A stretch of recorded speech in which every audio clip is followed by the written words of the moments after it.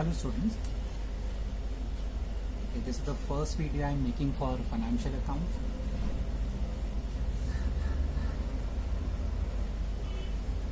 In financial account students we have 4 chapters. First is today which we'll be starting with is investment accounting.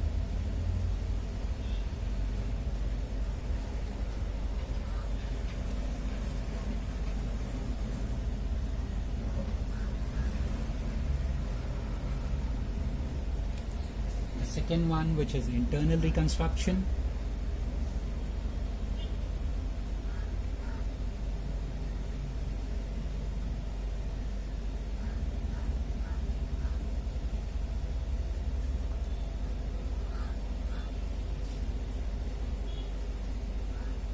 Number 3 which is buyback of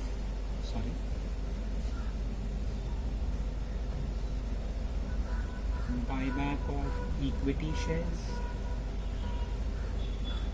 and the last number 4 is company final accounts.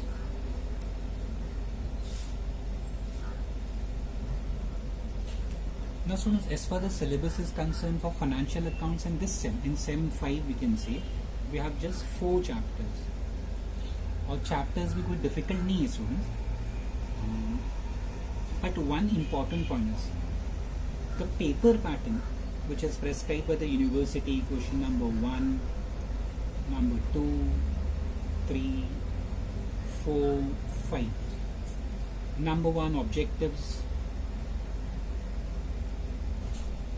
number 2, 3, 4 practical questions,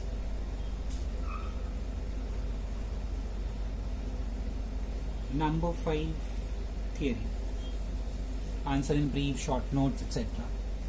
Now students, actually, or you can say the important point for us in this case is what? Okay, what happens? Question number 2, 3 and 4 has internal options. Actually all 5 questions has internal options. Suppose number 2 or again question number 2. Number 2 is investment accounting, the first option, and we can again have investment accounting in the second option. It is quite possible. Simple reason, students, university has not prescribed under which question number, which chapter will be asked. So it is possible number 2, both the options can be investment accounting, or question number 3, first one is internal reconstruction. Again question number 3, internal option, you can have company final accounts. And past में ऐसा हुआ है students. Question number 4, again number 4, company final accounts, and the other option in that same question is also company final accounts. So university has not prescribed any combination which chapter can be asked with another chapter. So you can have question number 2 based on the same chapter or 2 different chapters. Same way number 3 based on the same chapter or 2 different options. Number 4 based on the same chapter or 2 different chapters. So here we must be careful, students. Now my advice to you, it's my advice, please don't leave any chapter as an option. Consider all the 4 chapters as compulsory because of this simple reason. Because right now we don't know what will be the combination. Investment accounting के साथ में दूसरा question क्या होगा हमें पता नहीं. Internal reconstruction भी हो सकता है, बायबैक भी हो सकता है, कंपनी फाइनल अकाउंट्स भी हो सकता है. जब ये क्लैरिटी नहीं है, क्लियर नहीं है, यूनिवर्सिटी ने कुछ ऐसा प्रेस्क्राइब किया नहीं है, so my advice to you will be consider all 4 chapters: investment accounting, internal reconstruction, buyback of equity shares, company final accounts, all 4 chapters as compulsory. और नंबर ऑफ चैप्टर्स भी स्टूडेंट्स कम है, कोई ज़्यादा नहीं है फाइनेंशियल अकाउंट्स में, accounts 1 में, तो आपके लिए कुछ ऐसा डिफिकल्ट नहीं होगा. हाँ, नंबर ऑफ चैप्टर्स ज़्यादा होते हैं, 6, 7, 8, सो फिर उसमें सोचना पड़ता है कि which one we can do, which one we can ignore. But यहाँ पे ना इग्नोर वाला कंसेप्ट तो भी भूल जाओ.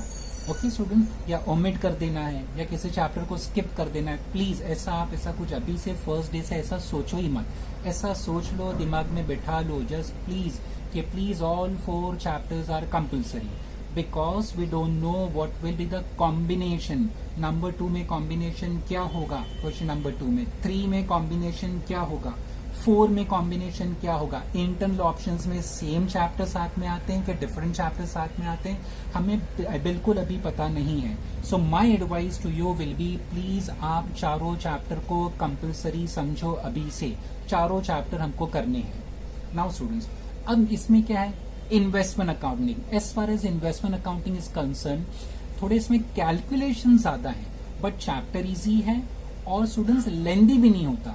इसमें फेयर आंसर में, एक्चुअल सोल्यूशन में आपको सिर्फ एक अकाउंट बनाना पड़ता है, just one account you have to draw under this chapter, और फिर वर्किंग नोट्स होते हैं. Okay, no balance sheet, no journal entry, सिर्फ एक अकाउंट बनाना है इन्वेस्टमेंट अकाउंटिंग में. No balance sheet, no journal entry, account बनाना है फेयर आंसर सोल्यूशन में और working notes. As far as internal construction is concern, अभी पेपर में वो क्या पूछेंगे, बट स्टूडेंट्स इसके आंसर कैसा होता है, इंटरनल कंस्ट्रक्शन का solution. First you have to record journal entry, फिर एक अकाउंट बनाना होता है, ledger account, and then finally you have to draw balance sheet also. तो स्टूडेंट्स, फर्स्ट इन्वेस्टमेंट अकाउंटिंग में सिर्फ एक अकाउंट बनाना है and you have working notes and nothing else. Internal construction में सॉल्यूशन का 3 पार्ट होता है. You have to first pass journal entries, draw ledger accounts, and then finally you have to draw balance sheet. अभी वो exam में depend करता है, they can ask only journal entry, they can ask only ledger account under internally construction, or they can ask only balance sheet students. But students, सिर्फ entry पूछा, सिर्फ account पूछा, सिर्फ बैलेंस शीट पूछा, but still it is time consuming. Internally construction time consuming chapter है, difficult नहीं है. Same is the case with buyback of equity share students. यहाँ पे भी पहले आपको जर्नल एंट्री पूछेगा, you have to record journal entries and then you have to draw the balance sheet. So again, investment accounting में सिर्फ एक ledger account बनाना है and working notes. Internal construction का सॉल्यूशन 3 पार्ट में होगा, journal entries, then a ledger account and then a balance sheet. Buyback of equity shares में students journal entries and balance sheet. Company final account students, अभी company final accounts आपका वो trading P&L account जैसा नहीं होता है T form, you have a vertical format, और students का फॉर्मेट थोड़ा लेंदी होता है. So again it's a time consuming chapter, difficult नहीं है कंपनी फाइनल अकाउंट्स. सो आपको एक इनकम स्टेटमेंट बनाना होगा, profit and loss statement, balance sheet और उसके working notes. And working notes, as far as working notes are concern, या schedule जिसको कहते हैं कंपनी फाइनल अकाउंट्स में, वो ऑलमोस्ट 12 से 15 तक आते हैं फाइनल एग्जाम में students. 12 to 15 number of schedules और number of working notes. So students, length wise अगर समझे ना, तो सबसे short solution wise you can say सबसे शॉर्ट सोल्यूशन इन्वेस्टमेंट अकाउंटिंग का होता है. एक लेजर अकाउंट बनाना है and just working notes and nothing else.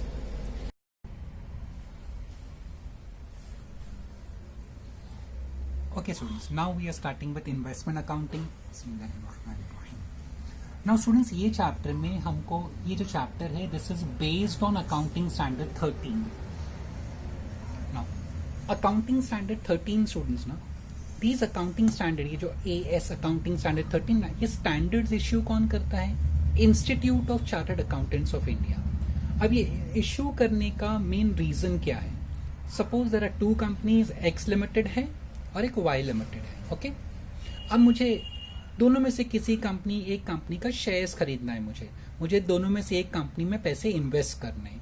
So for that purpose ना, मैं दोनों का इनकम स्टेटमेंट मंगाऊंगा और दोनों का बैलेंस शीट कंपैरिजन करने के लिए, ताकि मुझे पता चले किसका ट्रेडिंग बिजनेस अच्छा चल रहा है, किसकी एसेट लाइबिलिटी की सिचुएशन अच्छी है स्टूडेंट्स. सो मैंने नोटिस किया कि X लिमिटेड है ना, वो अपना क्लोजिंग स्टॉक कॉस्ट प्राइस पे वैल्यू कर रहा है. ओके, इनकम स्टेटमेंट में, बैलेंस शीट में वो क्लोजिंग स्टॉक कॉस्ट प्राइस पे लिखता है, स्टॉक इन ट्रेड को. और Y लिमिटेड जो है ना, वो जो है वो अपना क्लोजिंग स्टॉक इनकम स्टेटमेंट और बैलेंस शीट में मार्केट प्राइस पे लिख रहा है. तो ये दोनों कंपनी अपना अपना मेथड्स फॉलो कर रहे हैं. So in that case obviously students, method different होने की वजह से ना, दोनों का फाइनेंशियल स्टेटमेंट, मतलब इनकम स्टेटमेंट और बैलेंस शीट कंपेरेबल नहीं है, मैं उसको कंपेयर नहीं कर सकता स्टूडेंट. ओके, सो अगर मुझे डिसाइड करना है कि कौन से कंपनी के शेयर में पैसा इन्वेस्ट करूं, तो उसका इनकम स्टेटमेंट बैलेंस शीट दोनों का कंपेरेबल होना चाहिए स्टूडेंट्स. अगर दोनों income statement balance sheet comparable है, देन आई कैन से चलो ठीक है, ये कंपनी में प्रॉफिट ज्यादा है, या ये कंपनी का एसेट लाइबिलिटी का सिचुएशन अच्छा है, वहां पे इन्वेस्ट कर लो. बट सिंस दोनों कंपनी अपना अपना मेथड फॉलो कर रहे हैं, सो इन दैट केस जो भी इन्वेस्टर होगा उसके लिए डिफिकल्ट होगा स्टूडेंट डिसाइड करना कि किस कंपनी में पैसा इन्वेस्ट करें. सो फॉर दैट पर्पस ना institute of chartered accounts of India ना ये लोग अकाउंटिंग स्टैंडर्ड इश्यू करते हैं कि वो कंपनीज को, जिनको भी वो अकाउंटिंग स्टैंडर्ड एप्लीकेबल होते हैं, उन कंपनीज को कहते हैं कि प्लीज आप लोग ये मेथड्स फॉलो करो. ठीक है. सो एक अकाउंटिंग स्टैंडर्ड 2 है. अब ये डिटेल्स में क्या है हम उसमें नहीं जाते students. Okay. ICAI institute of chartered accounts of India AS2 जो इन्वेंट्री से डील करता है, इन्वेंट्री वैल्यूएशन से, वहां पे लिखा है उन्होंने कि भाई नेट रियलाइजेबल वैल्यू फॉलो करना है. What is this method? I am not concerned or we are not concerned because हमारा जो चैप्टर है ना स्टूडेंट्स वो इन्वेस्टमेंट अकाउंटिंग है और उसके लिए अकाउंटिंग स्टैंडर्ड 13 है. ये जस्ट मैंने एग्जाम्पल के लिए लिया है. तो अभी ICAI का जो अकाउंटिंग स्टैंडर्ड 2 वो कहता है कि please NRV net realisable value follow करो दोनों को. तो X लिमिटेड अपना क्लोजिंग स्टॉक NRV पे लिख रहा है, Y लिमिटेड भी अपना क्लोजिंग स्टॉक NRV पे लिख रहा है. तो अब जब दोनों अपना स्टॉक NRV पे लिखेंगे तो दोनों का इनकम स्टेटमेंट और बैलेंस शीट कंपेरेबल हो जाएगा. So if now I can compare it तो मेरे लिए डिसीजन मेकिंग आसान हो जाएगा कि किस कंपनी का शेयर्स में खरीदूं. Okay, so for that reason, simple reason, these accounting standards are issued ताकि इनकम स्टेटमेंट और बैलेंस शीट, जिसको हम फाइनेंशियल स्टेटमेंट्स भी कहते हैं, ताकि हम फाइनेंशियल स्टेटमेंट्स कंपनी के, एंटिटीज के, ऑर्गेनाइजेशंस के कंपेयर कर सकें. वो दोनों सेम लेवल पे हो, दो कंपनी के या जिससे भी आपका कंपैरिजन, 3 कंपनी का कंपैरिजन करना है फाइनेंशियल स्टेटमेंट, 4 कंपनी का कंपेयर करना है. सो मीनिंग क्या है, वो चारों के इनकम स्टेटमेंट बैलेंस शीट जो है ना students standard wise same level पे होना चाहिए. ऐसा नहीं कोई कॉस्ट प्राइस फॉलो कर रहा है, कोई मार्केट प्राइस, तीसरी कंपनी कोई और मेथड फॉलो कर रही है. So in that case financial statement comparable नहीं होंगे. टू अवॉइड दैट अभी दोनों कंपनी के लिए NRV फॉलो करना है, नेट रियलाइजेबल वैल्यू. दोनों नेट रियलाइजेबल वैल्यू फॉलो करेंगे. You can compare financial statement. जब फाइनेंशियल स्टेटमेंट आप कंपेयर कर सकते हो तो स्टूडेंट्स डिसीजन लेना आसान हो जाएगा कि किस कंपनी में मुझे पैसा इन्वेस्ट करना है. Okay. Now students last sem में ना S5 BCom सेम 4 में आपने रिडम्पशन ऑफ प्रेफरेंस शेयर्स पढ़ा होगा और डेफिनेटली वो चैप्टर में आपने बैलेंस शीट भी बनाई होगी. नो व्हाट हैपेंस स्टूडेंट्स, वहां पे जब आप बैलेंस शीट बनाते होंगे ना तो वर्टिकल बैलेंस शीट होती थी. First head application of funds में आपको मिलता होगा non current asset. Under non current asset ऐसे टर्म थे वहां पे फिक्स्ड एसेट और एक टर्म था नॉन करंट इन्वेस्टमेंट. ओके. फिर लास्ट पैरा बैलेंस शीट का आपको मिलेगा करंट एसेट, वहां पे एक टर्म होगा करंट इन्वेस्टमेंट. सो ये जो चैप्टर है स्टूडेंट्स इन्वेस्टमेंट अकाउंटिंग जो हम स्टार्ट कर रहे हैं वो करंट इन्वेस्टमेंट से डील करता है, not with non current investment. तो बैलेंस शीट में क्लासिफाई करने के लिए 2 कैटेगरी लिखी है या 2 क्लासिफिकेशन पॉसिबल है as far as balance sheet is concern. Investment या तो नॉन करंट हो सकता है या करंट इन्वेस्टमेंट हो सकता है. हमारे लिए ये चैप्टर के लिए करंट इन्वेस्टमेंट जो है वो इंपॉर्टेंट है स्टूडेंट्स. नाउ करंट इन्वेस्टमेंट को बहुत से लोग शॉर्ट टर्म इन्वेस्टमेंट भी कहते हैं. शॉर्ट टर्म इन्वेस्टमेंट का सिंपल मीनिंग होता है स्टूडेंट्स ऐसा investment which is bought and sold with in 12 months. Okay. या और सिंपल वर्ड्स में स्टूडेंट्स शॉर्ट टर्म इन्वेस्टमेंट को आप कह सकते हैं कि जिसका बाइंग सेलिंग रेगुलर बेसिस पे होता हो. ऐसा इन्वेस्टमेंट जिसका बाइंग सेलिंग रेगुलर बेसिस पे. रेगुलर बेसिस का मतलब क्या स्टूडेंट्स, आज मैंने कोई इन्वेस्टमेंट खरीदा, किसी कंपनी का शेयर्स खरीदा, 15 दिन के बाद बेच दिया या after 1 month I sold, then after 1 month किसी और कंपनी का शेयर्स या डिबेंचर्स खरीद लिया, फिर 15 दिन के बाद बेच दिया. मतलब मैं बाइंग सेलिंग रेगुलर बेसिस पे कर रहा हूं. So that is current investment students. So please ध्यान रखना ये चैप्टर में हम जो डिस्कशन कर रहे हैं नॉन करंट इन्वेस्टमेंट का नहीं कर रहे. Okay. We are concern with current investment as far as this chapter investment accounting is concern. Now students ये हो गया classification for the purpose of balance sheet के इन्वेस्टमेंट 2 तरह की होती है, non current investment and current investment. But as far as this chapter is concern students यहाँ पे जो है ना क्लासिफिकेशन हम ऐसा करेंगे for this chapter investment accounting, fixed income investment and variable income investment. Students अभी फिक्स्ड इनकम का सिंपल मीनिंग क्या होता है स्टूडेंट्स, आपने अगेन लास्ट सेम में जब बैलेंस शीट बनाई होगी तो many times you might have gone through debentures के साथ में ऐसा 7%, 9%, 12%, 15% कुछ परसेंटेज अटैच होता था डिबेंचर्स के साथ में. This percentage is nothing but the rate of interest जिसको हम रिटर्न्स भी कहते हैं. मतलब क्या है, अगर मैंने किसी कंपनी का 1 लाख का डिबेंचर्स है मेरे पास तो 7% इंटरेस्ट मतलब 7,000 मिलेगा. एंड फिक्स का मतलब क्या स्टूडेंट्स, मीनिंग कंपनी को प्रॉफिट ज्यादा हो या कंपनी को प्रॉफिट कम हो या बिल्कुल प्रॉफिट नहीं हो या कंपनी लॉस में जाए, आई एम नॉट कंसर्न। यहाँ पे डिबेंचर्स के साथ 7% लिखा है ना, तो I will earn 7,000 rupees per annum if I invest 1 lakh rupees in that debentures. So again students, fix income का सिंपल मीनिंग क्या है कि प्रॉफिट पे डिपेंडेंट नहीं है। अगर आप किसी कंपनी का डिबेंचर्स लेते हो, 7% रेट ऑफ इंटरेस्ट है, सो इन दैट केस में स्टूडेंट्स आपको इंटरेस्ट मिलेगा 1 लाख का 7%, 7,000 रुपीज। कंपनी को प्रॉफिट हो या लॉस हो, ज्यादा प्रॉफिट हो या कम प्रॉफिट हो, आपका इंटरेस्ट फिक्स रहेगा, प्रॉफिट पे डिपेंडेंट नहीं है, कंपनी के प्रॉफिट पे डिपेंडेंट नहीं है। इसी के लिए इसको कहा जाता है फिक्स्ड इनकम इन्वेस्टमेंट। इसका एग्जांपल जैसे ऊपर हमने लिखा debentures, another example is bonds, another example is government security. Okay, so इसको हम कहते हैं फिक्स्ड इनकम इन्वेस्टमेंट। नेक्स्ट होता है students for this chapter investment accounting second category, उसकी होती है variable income investment. Now what is variable income investment students? इसका best typical example equity shares है। अगेन स्टूडेंट्स, लास्ट सेम में आपने balance sheet बनाई होगी तो many times you might have notice कि इक्विटी शेयर्स के साथ में कोई परसेंटेज अटैच नहीं होता था, प्रेफरेंस शेयर्स के साथ होता था। 5% preference share, 7% preference share, 12% preference share. So ये यहाँ पे परसेंटेज क्या है? This percentage is known as rate of dividend. Debentures के साथ में जो परसेंटेज था that is rate of interest. यहाँ पे जो परसेंटेज है that is rate of dividend student. ये होता है rate of dividend, rate of dividend. But student ध्यान रखना, ये chapter doesn't deals with preference share, इसके लिए मैंने ये ऐसे कैंसिल किया है। वेरिएबल इनकम में क्या आता है? सिर्फ इक्विटी शेयर्स। ये मैंने समझाने के लिए आपको बताया है कि प्रेफरेंस शेयर्स के साथ में रेट ऑफ डिविडेंड मेंशन किया होता था 5%, 7%, 12%, बट इक्विटी शेयर्स के साथ में कभी रेट ऑफ डिविडेंड मेंशन नहीं किया होता है। So what does it means? Equity shares पे आपको डिविडेंड कब मिलेगा? जब कंपनी प्रॉफिट करेगी।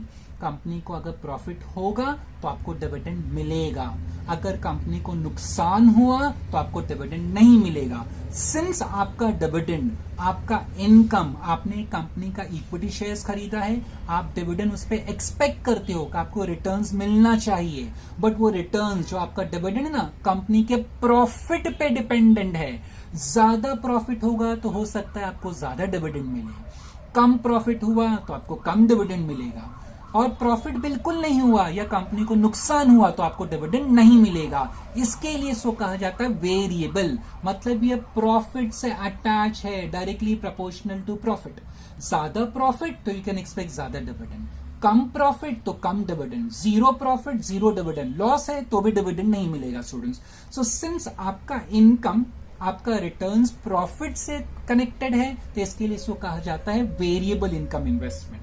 तो स्टूडेंट्स ध्यान रखना, इक्विटी शेयर्स में होता भी ऐसा है, अगर आपने 1 लाख रुपीस किसी कंपनी का इक्विटी शेयर्स में इन्वेस्टमेंट कर दिया आपने, suppose financial year 31 March, financial year 31 March है, बुक्स ऑफ अकाउंट्स क्लोज करेंगे, वो company books of accounts close करेगी, profit and loss statement, balance sheet बनाएगी, उसके बाद वो लोग डिविडेंड डिक्लेयर करते हैं। तो जब आप पैसा इन्वेस्ट करते हैं ना स्टूडेंट्स, उस दिन आपको पता नहीं है कि कितना प्रॉफिट होगा कि लॉस होगा, या कंपनी प्रॉफिट करेगी कि भी नहीं करेगी। ओके, तो वो क्लैरिटी नहीं है फर्स्ट डे को, तो क्लैरिटी नहीं है, तो इसके लिए वेरिएबल इनकम है। प्रॉफिट हुआ तो आपको डिविडेंड मिलेगा, ज्यादा प्रॉफिट हुआ ज्यादा डिविडेंड मिलेगा, कम प्रॉफिट हुआ तो कम डिविडेंड मिलेगा। So that is your variable income investment.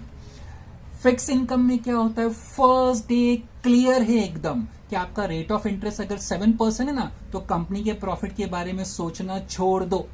Company profit करे नहीं करे, नुकसान हो फायदा हो, we are not concern with that. हमने डिबेंचर्स दिया है कंपनी का, उसका रेट ऑफ इंटरेस्ट 7% है, साल के आखिर में 7,000 रुपीज आपको इंटरेस्ट मिल जाएगा। It's not connected with profit of the company. Variable income investment है जिसका एग्जांपल इक्विटी शेयर्स है। इक्विटी शेयर्स में क्या होगा स्टूडेंट्स? ये कंपनी के प्रॉफिट से कनेक्टेड है। कंपनी को अगर प्रॉफिट हुआ तो डिविडेंड मिलेगा, कंपनी को नुकसान हो गया या प्रॉफिट जीरो है तो आपको डिविडेंड नहीं मिलेगा। सिंस आपका रिटर्न, आपका इनकम प्रॉफिट से कनेक्टेड है, कंपनी के प्रॉफिट से कनेक्टेड है, इसके लिए इसको कहा जाता है variable income investment. So again students, balance sheet purpose के लिए दो कैटेगरी है, non current investment and current investment. ये चैप्टर में जो हम डिस्कस करेंगे ज्यादातर सब करंट इन्वेस्टमेंट होगा स्टूडेंट्स, शॉर्ट टर्म इन्वेस्टमेंट होगा जिसका बाइंग सेलिंग रेगुलर बेसिस पे होता है। ये जो कैटेगरी है क्लासिफिकेशन, ये बैलेंस शीट पर्पस के लिए है। ये चैप्टर के पर्पस के लिए ना स्टूडेंट्स, यहाँ पे कैसा हम सोचेंगे, फिक्स्ड इनकम इन्वेस्टमेंट और variable income investment. Fixed income investment में हमेशा ध्यान रखना, आपका जो भी रिटर्न्स है, अगर आप किसी कंपनी के डिबेंचर्स में पैसा इन्वेस्ट करते हो तो आपका रिटर्न फिक्स्ड होगा। कंपनी को प्रॉफिट हो या ना हो, कम हो ज्यादा हो, फिर भी आपका रेट ऑफ इंटरेस्ट फिक्स है 7%, तो आपको साल के आखिर में 1 लाख का 7%, 7,000 रुपीज इंटरेस्ट मिल जाएगा। सो इसका एग्जांपल हो गया डिबेंचर, बॉन्ड्स, गवर्नमेंट सिक्योरिटी। आपका रिटर्न फिक्स्ड है, कंपनी के प्रॉफिट से कनेक्टेड नहीं है। नाउ वेरिएबल इनकम, जिसका बेस्ट एग्जांपल होता है इक्विटी शेयर्स। इसका जो रिटर्न्स होता है हम उसको कहते हैं डिविडेंड। अभी ये जो डिविडेंड होता है इक्विटी शेयर्स का, ये प्रॉफिट से कनेक्टेड है। अगर कंपनी को प्रॉफिट होगा तो आपको डिविडेंड मिलेगा, कंपनी को नुकसान हुआ या प्रॉफिट जीरो हो, forget dividend, then company won't pay you a single penny as dividend. So इसके लिए इक्विटी शेयर्स किसमें आता है, वेरिएबल इनकम। सो ऐसा इन्वेस्टमेंट जिसका इनकम कंपनी के प्रॉफिट से कनेक्टेड नहीं है उसको हम कहते हैं फिक्स इनकम इन्वेस्टमेंट। ऐसा इन्वेस्टमेंट जिसका इनकम, जिसका रिटर्न्स कंपनी के प्रॉफिट से कनेक्टेड है उसको हम कहते हैं वेरिएबल इनकम इन्वेस्टमेंट। स्टूडेंट्स अभी जो नेक्स्ट हम नोट्स डिस्कस करेंगे, पॉइंट डिस्कस करेंगे, वो सिर्फ फिक्स इनकम का करेंगे। ओके, उसके बाद कुछ क्वेश्चंस भी सॉल्व करेंगे fix income. Once that is completed then will write notes for variable income investment. आज मैंने आपको सिर्फ एग्जाम्पल देके बता दिया कि ये फिक्स्ड इनकम है, ये variable. Now stop thinking about variable income investment. Just इतना ध्यान रखना, इसका जो रिटर्न डिविडेंड होता है कंपनी के प्रॉफिट पे डिपेंडेंट होता है। प्रॉफिट होगा डिविडेंड मिलेगा, प्रॉफिट नहीं है तो डिविडेंड भी भूल जाओ। फिक्स्ड इनकम, आप कंपनी के प्रॉफिट के बारे में सोचना छोड़ दो। आपका रेट ऑफ इंटरेस्ट 7% एक बार फिक्स हो गया तो आपको साल के आखिर में आपका 7% इंटरेस्ट मिल जाएगा। तो ये आपको मैंने दोनों का डिफरेंस बता दिया, मीनिंग बता दिया। Now stop thinking about variable income investment. अब सिर्फ फिक्स इनकम इन्वेस्टमेंट के बारे में सोचेंगे, उसी का डिस्कशन करेंगे। तो स्टूडेंट्स उसके लिए 5 पॉइंट्स है, 5 points which we have to remember when we start solving question. Question solve करने के लिए 5 पॉइंट इंपॉर्टेंट है। यहाँ पे रेट ऑफ इंटरेस्ट जैसे मैंने एग्जाम्पल में 7% लिया था। अभी ये देखो point number 1, fix income investment. Interest is calculated on face value. Strictly students compulsory ध्यान रखना, इंटरेस्ट जब भी कैलकुलेट करना होगा तो फेस वैल्यू पे। अगेन लास्ट सेम में आपने सीखा होगा रिडम्पशन ऑफ प्रेफरेंस शेयर्स में एक फेस वैल्यू होता है, एक इश्यू प्राइस। तो इश्यू प्राइस को मैंने कैंसिल किया है, मतलब इंटरेस्ट कभी इश्यू प्राइस पे मत कैलकुलेट करना। जब भी कैलकुलेशन करना होगा तो इंटरेस्ट का कैलकुलेशन किस पे करेंगे हम, always on face value. Point number 2, second important point, interest is calculated for every transaction. Students ये एवरी ट्रांजैक्शन का मीनिंग, एवरी ट्रांजैक्शन का सिंपल मीनिंग ये चैप्टर में 4 ट्रांजैक्शन है। एक ओपनिंग बैलेंस होगा, परचेज होगा, सेल होगा, closing balance. So whether you are recording opening balance और यू आर रिकॉर्डिंग परचेज और यू आर रिकॉर्डिंग सेल और क्लोजिंग बैलेंस, चारों ट्रांजैक्शन की इंटरेस्ट कैलकुलेशन कंपलसरी है। ये क्वेश्चन में मेंशन नहीं करेगा स्टूडेंट्स, हमको ध्यान रखना है। Interest is calculated for every transaction, whether you are dealing with opening balance या आप परचेज से डील कर रहे हो या आपने कोई इन्वेस्टमेंट बेच दिया या अकाउंट क्लोज कर रहे हो, चारों ट्रांजैक्शन जब भी आप रिकॉर्ड करोगे उसका इंटरेस्ट का कैलकुलेशन कंपलसरी है। पॉइंट नंबर 1, इंटरेस्ट हमेशा किस पे कैलकुलेट करना, face value. They will give us face value भी होगा, इश्यू प्राइस भी होगा, बट इंटरेस्ट के कैलकुलेशन की मैं बात कर रहा हूं। इंटरेस्ट हमेशा किस पे होगा, फेस वैल्यू पे, इश्यू प्राइस पे नहीं। इश्यू प्राइस का भी काम है बट वो इंटरेस्ट के कैलकुलेशन में काम नहीं आएगा। So if they give us face value, issue price, interest हमेशा फेस वैल्यू पे करेंगे।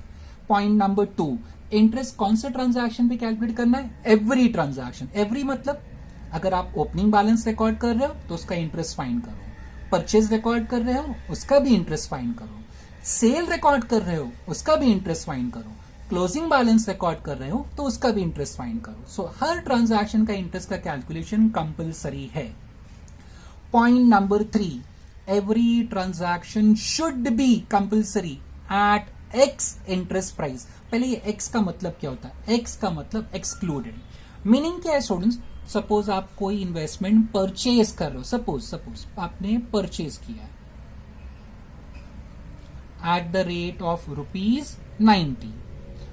जैसे ऐसे मैंने एग्जाम्पल के लिया, सपोज कोई इन्वेस्टमेंट आपने परचेज किया एट द रेट ऑफ ₹90 और आगे लिखा है कि it is ex interest price. तो यहाँ पे पॉइंट नंबर 3 क्या है, every transaction should be at ex interest price. तो अगर क्वेश्चन में ₹90 के आगे लिखा है ex interest, so good for us, वही तो हमें चाहिए, ट्रांजैक्शन हमेशा एक्स इंटरेस्ट होना चाहिए। अभी एक्स का मतलब क्या, एक्सक्लूडेड, मतलब ये जो ₹90 दिया है ना हमको, इसमें इंटरेस्ट एक्सक्लूडेड है, इसमें इंटरेस्ट नहीं है।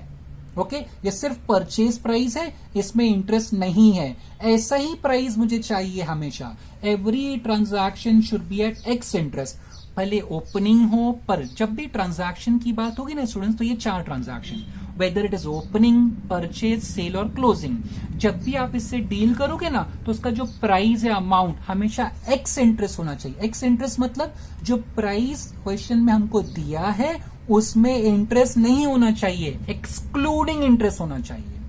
बट ऐसा होगा यूजुअली व्हाट हैपेंस स्टूडेंट्स, जो प्राइस वो लोग देखते हैं ना हमको, वो क्वेश्चन में कम इंटरेस्ट होता है। कम का मतलब उसमें इंटरेस्ट इंक्लूडेड है। सपोज सेम ऐसा लिखा है वहां पे, डिबेंचर्स या investments are purchase at the rate of ₹90 और आगे लिखा है कम इंटरेस्ट। तो कम इंटरेस्ट का मतलब उसमें प्राइस के अंदर इंटरेस्ट इंक्लूडेड है। पॉइंट नंबर 3 में हमने क्या डिस्कस किया कि प्राइस तो एक्स होना चाहिए, एक्सक्लूडेड होना चाहिए, उसमें इंटरेस्ट नहीं होना चाहिए। कम मींस इंक्लूडेड, अब इसमें इंटरेस्ट इंक्लूड हो गया तो ये प्राइस में कंसिडर नहीं कर सकता, इसको कंसिडर नहीं कर सकता। तो क्या करूं, तो जब भी कम इंटरेस्ट प्राइस होगा ना, you must draw the small working note में हम लोग एक बनाएंगे। पहला जो कम इंटरेस्ट प्राइस लिखा है वो लिखो, कम का मतलब included, this is included.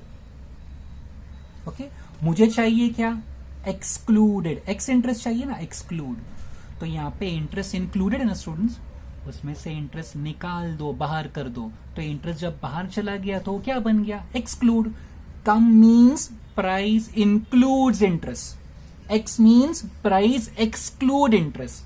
Point number 3 कहता है कि प्राइस हमेशा एक्सक्लूड होना चाहिए एक्स इंटरेस्ट। तो अगर कम इंटरेस्ट दिया है, छोटा सा वर्किंग, पहला कम इंटरेस्ट प्राइस लिखो, इसमें इंटरेस्ट इंक्लूडेड है ना, तो देखो यहाँ पे मैंने लिखा minus interest, cum interest price minus interest, interest को बाहर कर दो। तो जब मैंने उसको बाहर कर दिया तो ऑटोमेटिकली अभी प्राइस क्या बन गया मेरा, एक्सक्लूड बन गया, so ex interest price.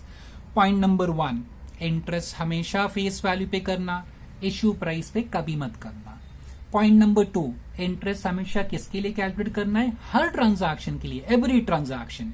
Every transaction means opening balance, purchase, sale, closing balance, चारों ट्रांजैक्शन का इंटरेस्ट का कैलकुलेशन कंपलसरी है। पॉइंट नंबर 3, जो भी प्राइस आपको दिया है ओपनिंग, परचेज, सेल और क्लोजिंग का, वो प्राइस हमेशा एक्स इंटरेस्ट होना चाहिए, मतलब वो प्राइस में इंटरेस्ट एक्सक्लूडेड होना चाहिए। अगर वो कम इंटरेस्ट प्राइस है, उसमें इंटरेस्ट इंक्लूडेड है, तो please will draw this short working, एक छोटा सा वर्किंग नोट बनेगा। Cum interest price minus interest, तो जो नेट आंसर होगा that will be ex interest price. Point number 4, sale transaction. जब भी आप इन्वेस्टमेंट बेचोगे, please calculate profit loss, compulsory है। तो profit loss how to calculate, ex interest selling price minus ex interest cost price. Selling price will be given, ये question में आपको दिया होगा। कॉस्ट प्राइस हमेशा ऐसा समझो not given. X interest selling price will be given to us in the question. X interest cost price will not be given. So जब भी प्रॉफिट लॉस फाइंड करना होता है तो शॉर्ट कैसा लिखते हैं हम, selling price minus cost price.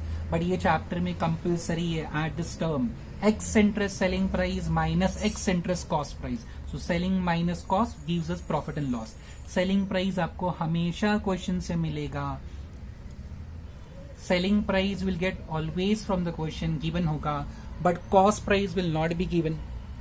Always remember, sale transaction,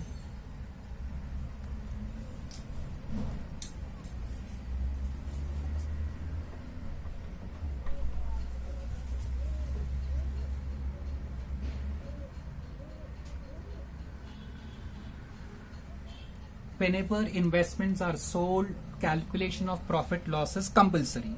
उसके लिए छोटा सा फॉर्मूला है, एक्स इंटरेस्ट सेलिंग प्राइस, ये क्वेश्चन में दिया होगा, minus ex interest cost price, ये क्वेश्चन में नहीं होगा. जब हम माइनस करेंगे तो प्रॉफिट लॉस मिलेगा, बट जैसे मैंने कहा this is not given, question में नहीं होगा, तो this also we have to find. ये कैसे कैलकुलेट करना है, उसके लिए फॉर्मूला है जिसको कहते हैं वेटेड एवरेज.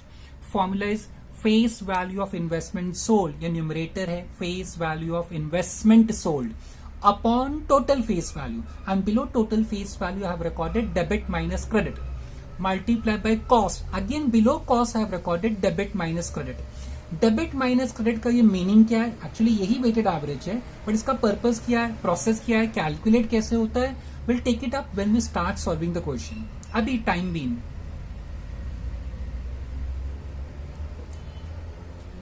कॉस्ट, जैसे मैंने कहा था एक्स इंटरेस्ट कॉस्ट प्राइस नहीं दिया होगा, तो we have to find weighted average. अब वेटेड एवरेज हमको फाइंड करना है ना स्टूडेंट्स, तो उसके लिए we have to apply this formula. Sorry, when we have to find cost price, when we have to find cost price, so this is to find ex interest cost price. ये formula हम क्यों apply कर रहे हैं, to find profit और loss. To find profit और loss, formula is x interest selling price minus x interest cost price.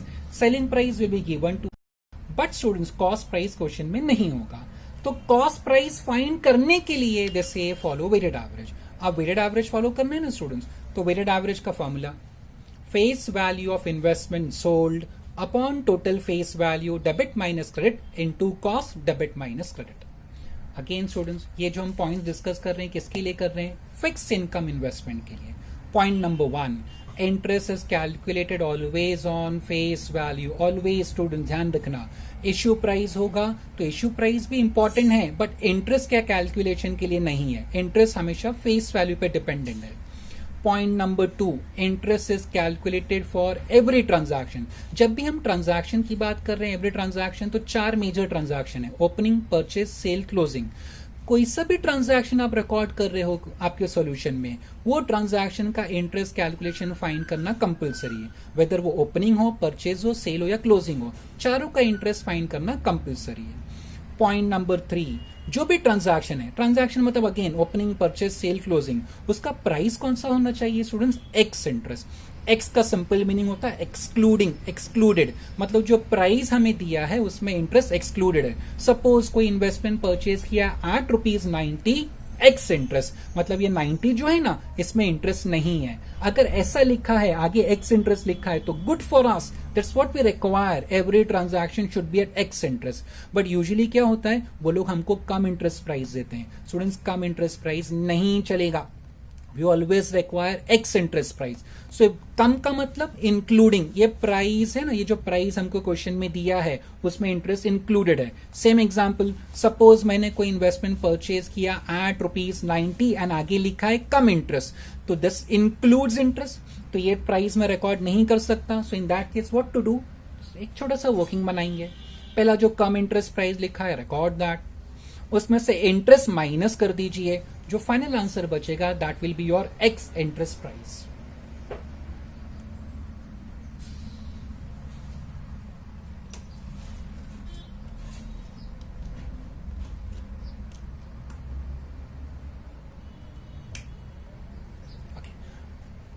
So come interest price given in the question, minus interest, so final answer will be X interest price. Point number 4, sale transaction. जब भी आप investment बेचोगे students, तो calculation of profit loss compulsory है. They won't specify, we have to remember this. उसका formula X interest selling price. Formula for sale transaction is X interest selling price, which will be given to us, minus X interest cost price. ये कभी question में आपको नहीं दिया होगा students. Interest always on face value. Interest is calculated for every transaction. Every transaction price should be at X interest. जब भी sale होगा प्रॉफिट लॉस कंपलसरी है. सेलिंग प्राइस क्वेश्चन में होगा, कॉस्ट प्राइस क्वेश्चन में नहीं दिया होगा students. So in that case what will do, will follow weighted average. Weighted average का फॉर्मूला किसके लिए हम फाइंड फॉर्मूला फॉलो कर रहे हैं, to find cost price students. How to get the cost price, face value of investment sold upon total face value, debit minus credit, multiply by cost, debit minus credit.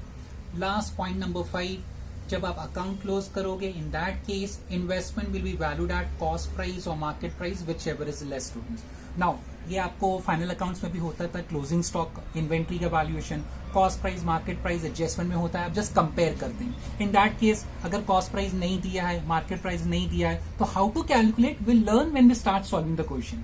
बस ये inventory के valuation जैसा same है कि last में जब आप account close करेंगे इन्वेस्टमेंट, तो कॉस्ट प्राइस और मार्केट प्राइस को कंपेयर करना, whichever is less. Once again students, ये चैप्टर के लिए 2 कैटेगरी ऑफ इन्वेस्टमेंट है. Fixed income investment, variable income investment. Fixed income मतलब अगर आपने ऐसा इन्वेस्टमेंट खरीदा है तो आपको rate of interest, rate of return पता होता है. अब कंपनी को प्रॉफिट हो या लॉस हो, और there is a huge profit और no profit, I am not concern with that. मेरा रेट ऑफ इंटरेस्ट फिक्स है तो मुझे कंपनी इतना ही इंटरेस्ट देगी. That means my returns, my income is not connected with profit of the company. Profit हो या ना हो, आई एम नॉट कंसर्न, मुझे 7% फिक्स मिल जाएगा. Now debenture, bonds, government security are example of fix income. Variable income का best example equity shares. इस पे जो हमें रिटर्न्स आता है उसको कहते हैं डिविडेंड. कंपनी को प्रॉफिट होगा, डिविडेंड मिलेगा. प्रॉफिट नहीं हुआ तो मुझे डिविडेंड नहीं मिलेगा. That is the reason we say variable.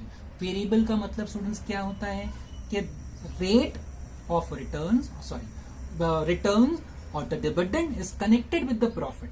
Profit हुआ तो we can expect dividend, profit नहीं हुआ तो डिविडेंड भूल जाओ. Okay, then now we have discussed 5 points which are related to fixed income investment. It's not related to variable. ध्यान रखना, सिर्फ फिक्स इनकम की बात हो रही है स्टूडेंट्स. पॉइंट नंबर 1, इंटरेस्ट हमेशा कैलकुलेट करना किस पे, फेस वैल्यू. इश्यू प्राइस दिया है, उसका भी कुछ पर्पस है students, no doubt about that, but interest का कैलकुलेशन हमेशा फेस वैल्यू पे होगा. पॉइंट नंबर 2, इंटरेस्ट कैलकुलेट करना फॉर एवरी ट्रांजैक्शन. एवरी मतलब चाहे ओपनिंग बैलेंस हो, परचेज हो, सेल हो, क्लोजिंग बैलेंस हो, हर ट्रांजैक्शन का इंटरेस्ट फाइंड करना compulsory students, we can't ignore it. Then every transaction should be at ex interest price. जो भी transaction, opening, purchase, sale, closing, इसका जो भी प्राइस होना चाहिए एक्स इंटरेस्ट. एक्स का मतलब क्या, एक्सक्लूडिंग. जो प्राइस अगर सपोज मुझे 90 दिया है और आगे एक्स इंटरेस्ट लिखा है तो गुड फॉर मी, वो मैं रिकॉर्ड कर सकता हूं. But usually what happens, they give us come interest price. Come interest मतलब ये प्राइस के अंदर इंटरेस्ट इंक्लूडेड है. 90 रुपीज कम इंटरेस्ट, तो कम इंटरेस्ट का मतलब इंटरेस्ट इंक्लूडेड है, नहीं चलेगा, because point 3 says that price should be ex interest. तो अगर कम इंटरेस्ट प्राइस दिया है तो start with this working. Record come interest price, उसमें से इंटरेस्ट माइनस कर दो, जो नेट आंसर होगा वो एक्स इंटरेस्ट प्राइस हो जाएगा. ओके, पॉइंट नंबर 4, जब भी आप इन्वेस्टमेंट बेचोगे तो प्रॉफिट लॉस का कैलकुलेशन कंपलसरी है. इन्वेस्टमेंट बेचने से फायदा हुआ या नुकसान हुआ. For that we have a formula, ex interest selling price minus ex interest cost price gives us profit and loss. ये सेलिंग प्राइस गिवन होगा, दिया होगा, but cost price not given, ये क्वेश्चन में नहीं दिया होगा स्टूडेंट्स. तो कॉस्ट प्राइस फाइंड करने के लिए we follow this formula which is known as weighted average. Weighted average का फॉर्मूला है face value of investment sold upon total face value, debit minus credit, into cost, debit minus credit. ये debit minus credit का meaning क्या है, what is the purpose, कैसे calculate होगा, we'll see when we start solving the question. Last point number 5, investment account जब close करोगे ध्यान रखना investment should be valued at cost price और market price, whichever is less. So these 5 points ध्यान रखना are related, connected to only fixed income investment. ये 5 points का कोई भी कनेक्शन नहीं है वेरिएबल इनकम इन्वेस्टमेंट से. उसका नोट्स हमने डिस्कस भी नहीं किया, लिखा भी नहीं है, अभी कुछ भी नहीं. We'll record only when we solve some questions based on fixed income. वो जब हो जाएगा then we'll start with variable income investment. So that's all for the students. Next time we'll start with solving the question. Thank you.